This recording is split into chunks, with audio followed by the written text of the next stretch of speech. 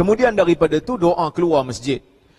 Tidak ada doa yang khusus. Adalah beberapa riwayat yang daif yang menceritakan doa keluar daripada masjid ni. Al-Hakim walaupun dia mensahihkan riwayat ni, tapi beliau sendiri mengatakan dalam ulum al-hadis bahawa Asy-Sya'bi tidak mendengar daripada Ummu Salamah. Ia dinilai daif oleh Ibn al-Madini, manakala At-Tirmidzi menilainya sahih. Ia khilaf di kalangan ulama kerana ada mu'asarah, iaitu Asy-Sya'bi tidak pernah mendengar daripada Ummu Salamah. Hadis yang di situ tu, dia sebut doa untuk keluar masjid, kan? Doa untuk keluar masjid. Apa status hadis ni? Status hadis ni ulama berbeza pendapat. Kenapa berbeza pendapat? Kerana dalam sanad tu ada perawi nama dia Sya'bi. Sya'bi dia riwayat daripada Ummu Salamah. Ini bila kita belajar hadis, belajar fiqh, kena belajar hadis sekali. Kerana fiqh tu datang daripada hadis. Baik. Sya'bi riwayat daripada Ummu Salamah. Sya'bi ni pernah ke jumpa Ummu Salamah? Tidak ada bukti yang jelas. Setakat ni tak ada bukti yang jelas. Maka sebab itu, sebahagian ulama hadis menilainya daif. Siapa menilai daif? Bukan saya. Yang menilai daif ni Ali Ibn al-Madini. Siapa Ali Ibn al-Madini? Tok guru kepada Al-Imamul Bukhari. Dia guru pada Imam Bukhari. Dia nilai daif, bukan saya. Jangan kecam saya lah. Yang nilai daif Ali Ibn al-Madini.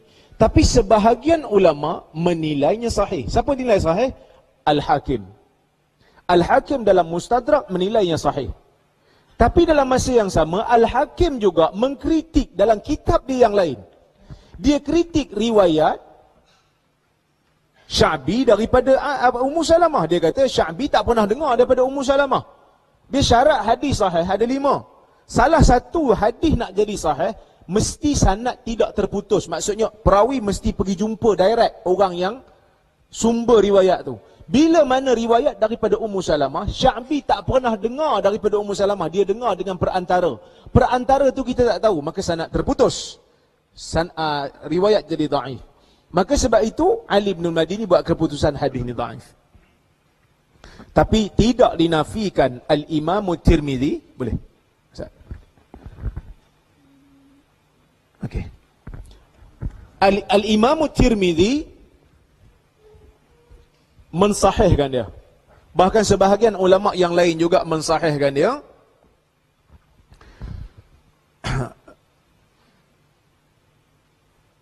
Kenapa?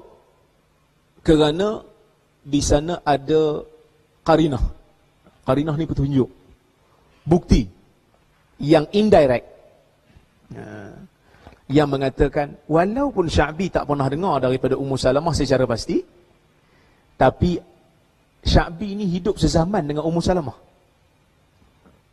Dia hidup sezaman dan pernah duduk satu bandar. Takkan tak pernah jumpa. Sebab Sya'bi ni orang besar hadis, Ummu Salamah pula perawi hadis besar. Maka perbezaan itu berlaku disebabkan oleh ijtihad. Walaupun kedua-dua puak ni bersetuju, syarat hadis nak bagi sahih mesti sanad bersambung. Tapi bila masuk ke lapangan, sebahagian kata tak pernah dengar, tak ada bukti jelas kata dengar. Sebahagian pula kata tak, dia duduk lama dengan Ummu Salamah satu zaman, takkan tak pernah jumpa kot. Maka sebab itu berlaku perbezaan pandangan di kalangan ulama dalam menilai hadis ni. Baik. Iaitu doa yang kita biasa baca lah. Allahumma inni a'udzubika an adil au udal au azil au uzal au adlim au uzlam au ajhal au yujhal alai.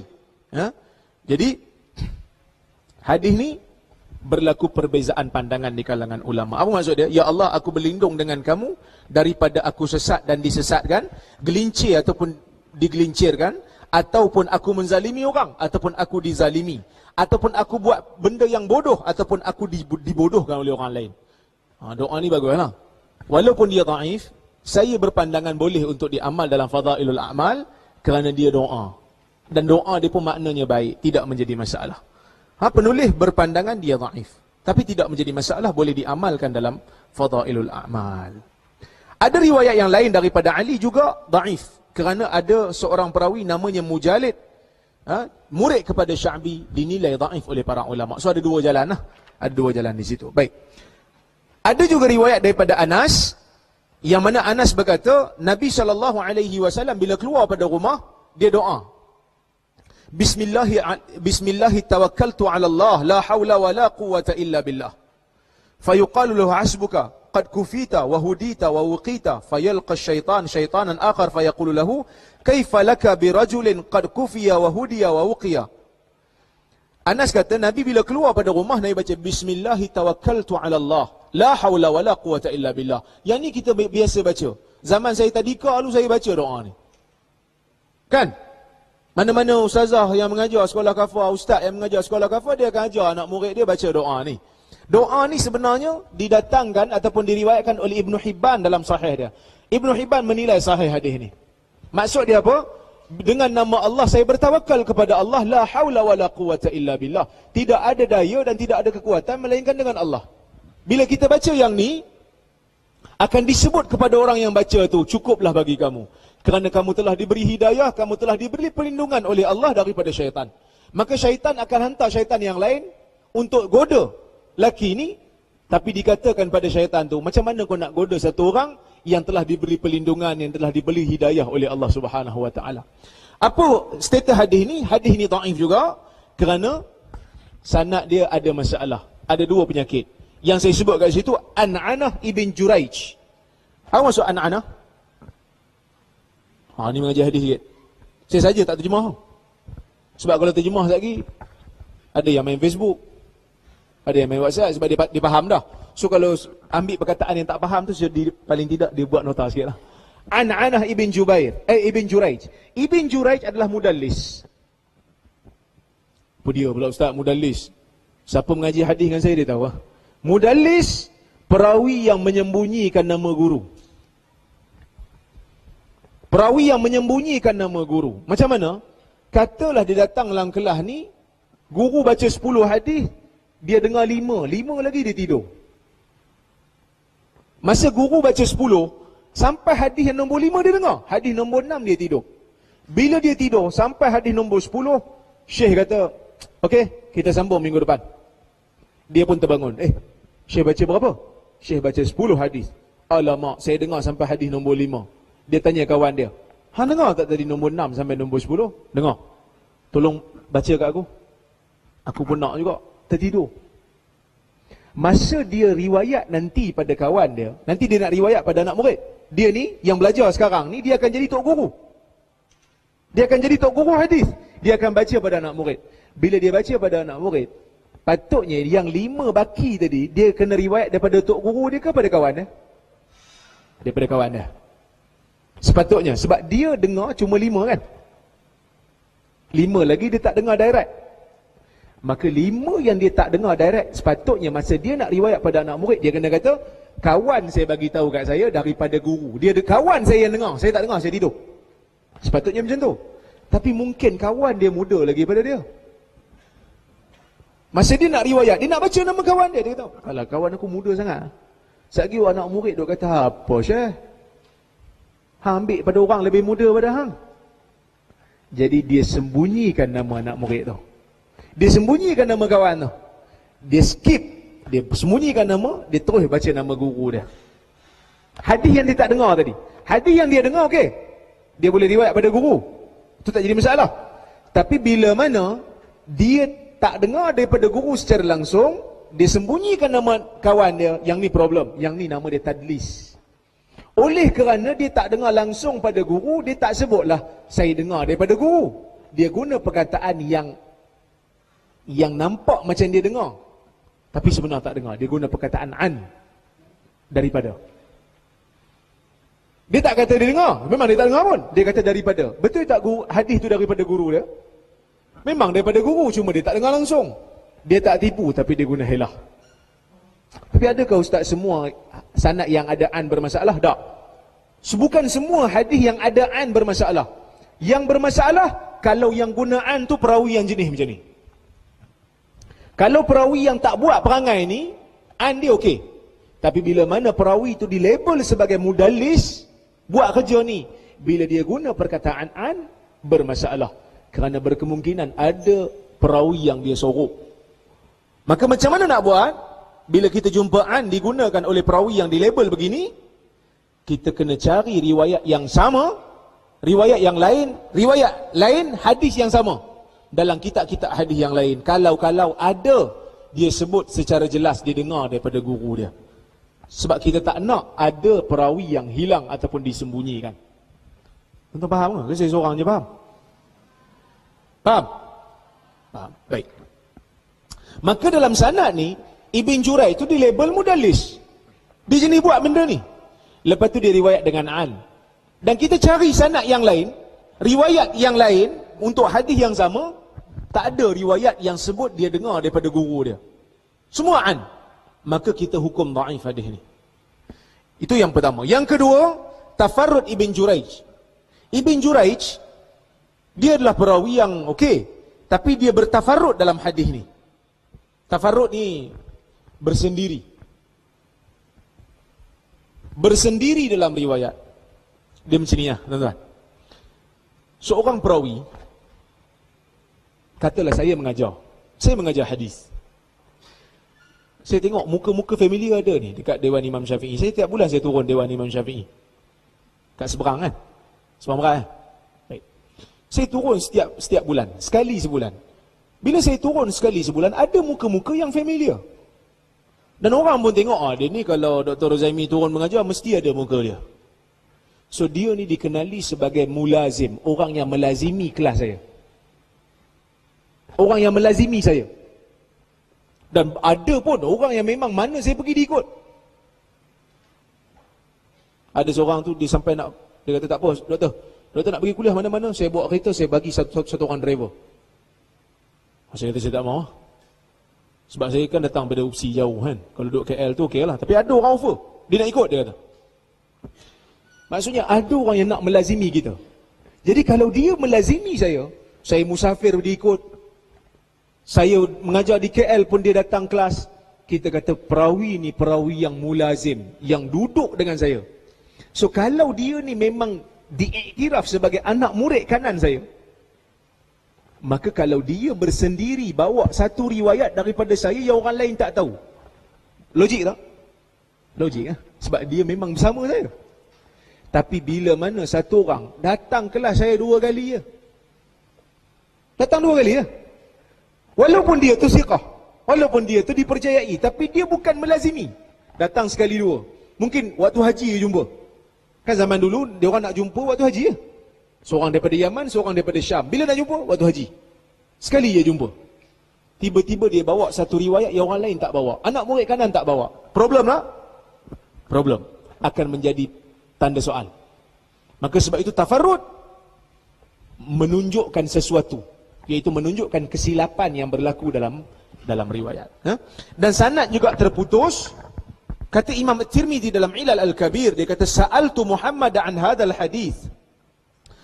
فقال حدثوني عن يحيى بن سعيد عن ابن جريج بهذا الحديث ولا أعرف لابن جريج عن إسحاق بن عبد الله بن أبي طلحة غير هذا الحديث ولا أعرف له سماعا منه.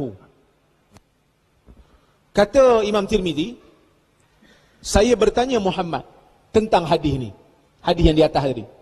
Siapa Muhammad? Imam Tirmizi kata saya bertanya Muhammad. Siapa Muhammad? Al-Imamul Bukhari. Al-Imamul Bukhari, dia tanya. Imam Tirmizi anak murid Imam Bukhari. Dia tanya, aku bertanya Imam Bukhari tentang hadis ni. Kata Imam Bukhari, mereka membacakan kepada aku hadis ni daripada Yahya bin Sa'id, daripada Ibn Jurayj, tetapi aku tidak pernah mengetahui Ibn Jurayj pernah riwayat daripada Ishaq bin Abdullah bin Abi Talhah, melainkan hanya hadis ni saja. Itu yang kata tafarrud tadi. Itu yang kata tafarrud, maksudnya dia bersendiri. Ibn Jurayj riwayat daripada Ishaq. Dan Imam Bukhari kata aku tak pernah tahu hadis lain yang Ibn Jurayj riwayat daripada Ishaq. Dia seorang-seorang yang riwayat untuk hadis ni saja. So problem. Kemudian kata Imam Bukhari, wala a'rifu lahu sama'an minhu. Setahu aku tidak pernah tahu Ibn Jurayj pernah mendengar daripada Ishaq. So ada 3 masalah. Yang pertama dia guna an. Ibn Jurayj riwayat daripada Ishaq guna perkataan an. Dia tu mudallis, menunjukkan sanad terputus.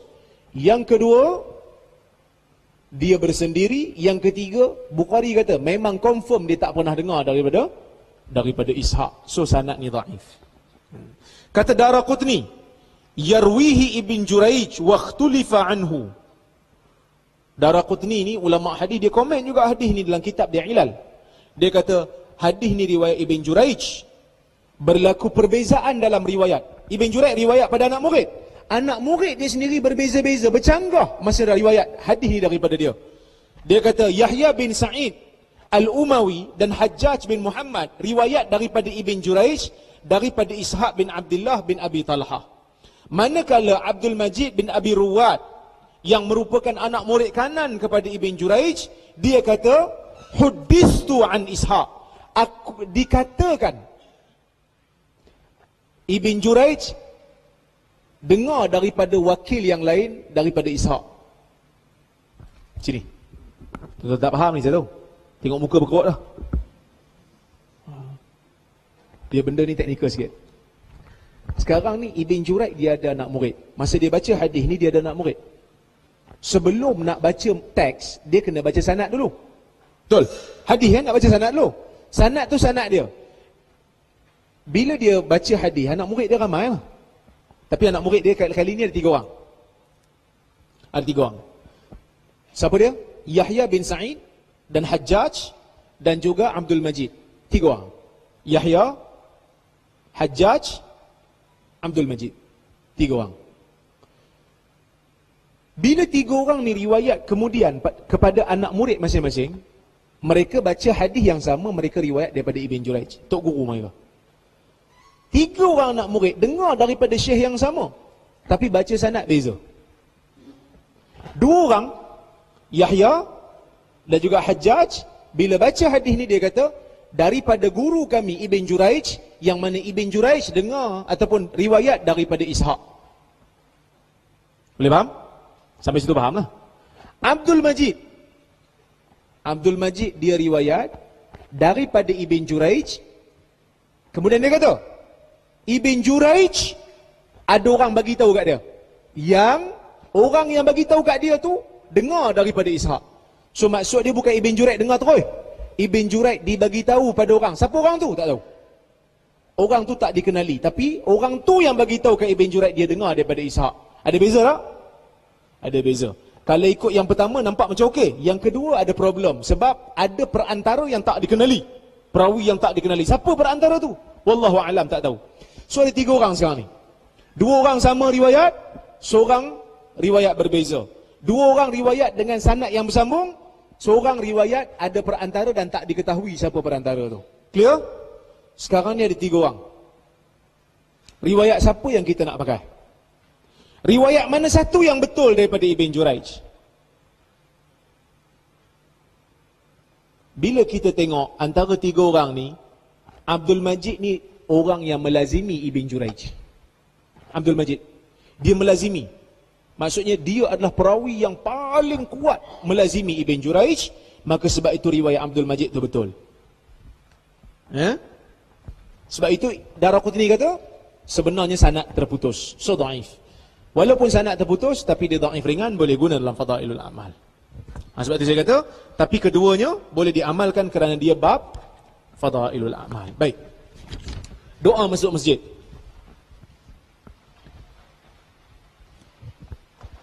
Ada hadis menyebut, apabila salah seorang daripada kamu masuk ke masjid, hendaklah dia baca, Allahumma ftahli abwaba rahmatik, wa idza kharaja falyaqul Allahumma inni as'aluka min fadlik. Apabila salah seorang daripada kamu masuk ke dalam masjid, maka hendaklah dia membaca, Ya Allah, bukalah kepada aku pintu-pintu rahmatmu. Bila dia keluar baca, Ya Allah, aku meminta kepadamu kelebihan-kelebihanmu. Yang ni kita biasa dengar kan? Kita biasa dia letak dekat pintu masjid, doa masuk masjid, doa keluar masjid kan? Apa status hadis ni? Sahih, riwayat Imam Muslim.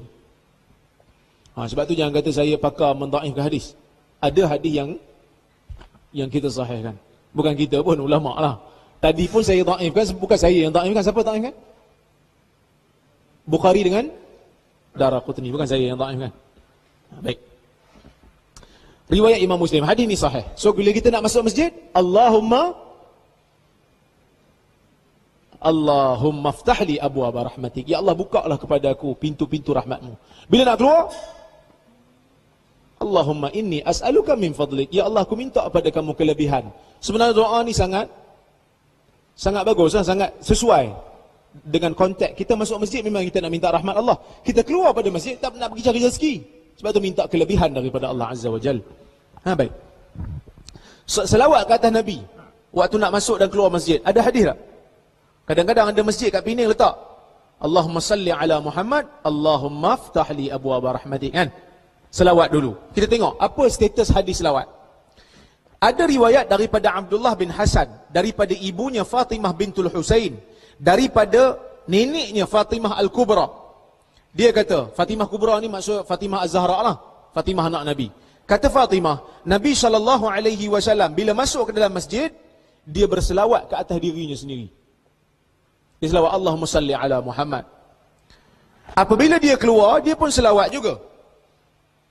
Dan dia sebut lagi, Rabbi ghfirli dhunubi. Ya Allah, ampunkan dosa-dosaku. Dan bukakanlah pintu kelebihanmu. Hadis ni riwayat riwayat Tirmizi, Ibnu Majah dan Ahmad. Kata Tirmizi, hadis Fatimah, hadis Hasan. Tetapi sanadnya tidak bersambung.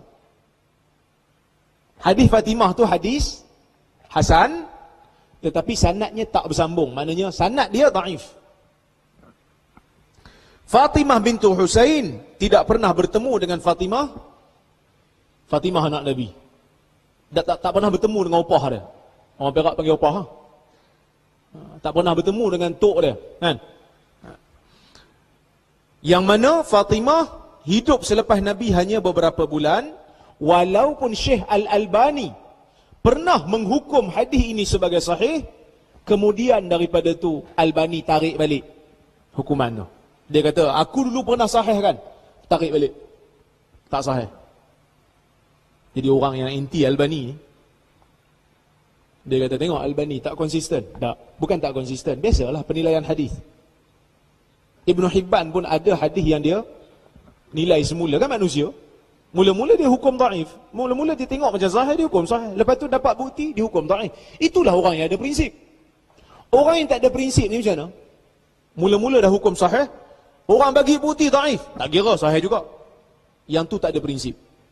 Yang ada prinsip, bila datang bukti, dia ubah pandangan dia sesuai dengan bukti yang datang pada dia. Itu maksudnya orang yang ada prinsip. Dia mencari kebenaran.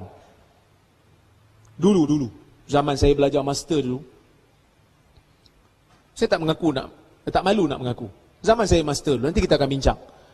Saya solat, saya letak tangan atas dada. Zaman master dulu, nampak ada hadis riwayat Ibnu Khuzaimah dalam sahihnya, letak tangan atas dada waktu sedekap. Kalau orang tanya saya pun, saya kata letak atas dada. Ada hadis. Dan hadis tu disahihkan oleh Ibnu Khuzaimah. Dan disahihkan oleh Syekh Al-Albani. Bila saya pergi ke Jordan, saya belajar subjek ilal, subjek yang lebih mendalam tentang penilaian hadis. Semak, rupanya tak sahih. Rupanya tak sahih. Nanti kita akan tengok. Dan saya tak malu bagi tahu, saya tak pegang dah pendapat tu. Tukar. Tiba-tiba ada orang yang dia tak jumpa dia jumpa saya lepas sebelum saya pergi PhD, lepas pergi PhD baru jumpa balik. Betul dia kata, dulu bukan kau solat letak tangan atas dada? Sekarang tak dah. Aku letak atas dada lagi. Bagi tahu dulu. So saya beritahu kat dia, saya kata, tu dulu lah. Sekarang dah tukar. Dah tukar ijtihad. Dia pun tengok atas bawah. Macam tu boleh? Boleh lah. Sebab kita berubah ijtihad. Bukankah Imam Syafi'i juga berubah ijtihad? Ada mazhab baru, ada mazhab lama. So kita dalam isu mencari kebenaran dalam agama, jangan malu. Bila berubah, bagi tahu berubah. Baik.